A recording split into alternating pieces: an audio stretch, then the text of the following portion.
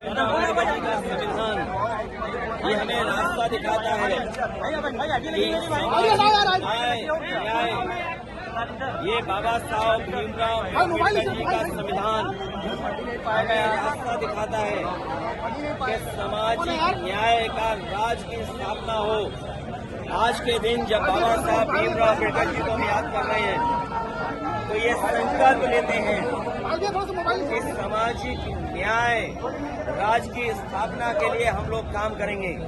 आज भी हम लोग देखते हैं प्रभुत्ववादी लोग जो समाज में ताकतवर लोग हैं वो समय समय पर अन्याय कर रहे हैं।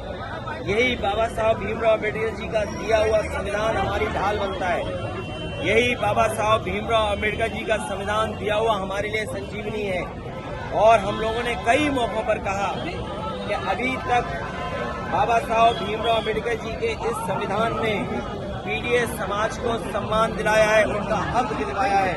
आने वाले समय में हम पीडीएस परिवार के लोग मिलकर के बाबा साहब भीमराव अम्बेडकर जी का संविधान को बचाने का काम करेंगे। ये वही संविधान है जो हमें शिक्षा में, ये वही संविधान है बाबा साहब का जो हमें नौकरी में आरक्षण दिलाता है।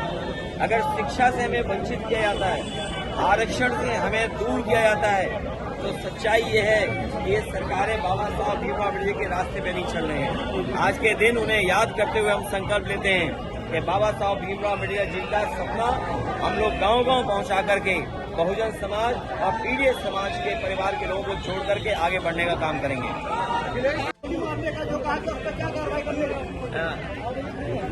ये गोली मारने का भारतीय जनता पार्टी का पुराना षड्यंत्र रहा है।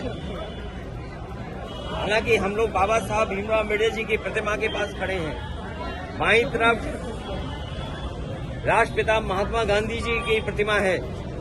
आपको पता होगा और जानते होंगे कि राष्ट्रपिता महात्मा गांधी को भी गोली मारी गई थी। ये वो लोग हैं जो हिंसा पसंद करते हैं, हिंसा को बढ़ावा देते हैं। ये तमाम वो लोग हैं, लेकिन हम सब वो लोग हैं जो बाबा साहब भीमराव अम्बेडकर के रास्ते पे चल करके और जो संविधान हमें रास्ता दिखाता है उस पर चल करके हम इस समाज को और देश को नई दिशा देना चाहते हैं।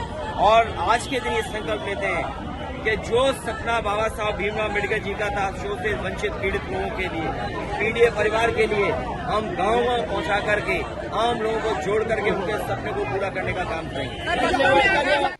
मैंने कई मौकों पर कहा और फिर मैं कहता हूँ, ये सेना भारतीय जनता पार्टी की है। ये प्रशासन शासन के इशारे पर इस तरह का नंगा नाच हुआ है। ये जो कुछ आपको विजुअल्स दिखाई दिए हैं, तलवारें खुली और तमाम लोग लाठी लेकर के गए, वो भाषा किस तरह की इस्तेमाल कर रहे हैं। क्या आप कल्पना कर सकते हैं कि जान मारने की धमकी दे रहे हो, जान लेने की धमकी दे रहे हो? क्या आपकी जान ले लेने और संविधान और कानून पर चलने वाले लोग क्या कर रहे हैं? आखिरकार जिम्मेदारी किसकी है कि अगर कोई किसी को मारने की धमकी दे रहा है तो ये जिम्मेदारी किसकी बनती है कि कार्रवाई हो? और आप कल्पना कीजिए कि जहर कितना घोला इन्होंने कि एक सामान्य परिवार के लोग जो कारोबार में भी बहुत सामान्य हैं, उनके अंदर इतना जहर घोल दिया कि वो तलवार लेकर के निकल पड़े कि जान ले लेंगे।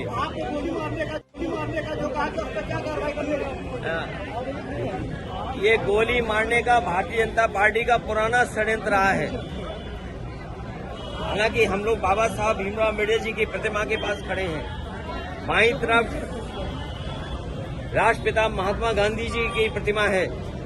आपको पता होगा और जानते होंगे कि राष्ट्रपिता महात्मा गांधी को भी गोली मारी गई थी। ये वो लोग हैं जो हिंसा पसंद करते हैं, हिंसा को बढ़ावा देते हैं। ये तमाम वो लोग हैं, लेकिन हम सब वो लोग हैं जो बाबा साहब भीमराव अम्बेडकर के रास्ते पे चल करके और जो संविधान हमें रास्ता दिखाता है उस पर चल करके हम इस समाज को और देश को नई दिशा देना चाहते हैं।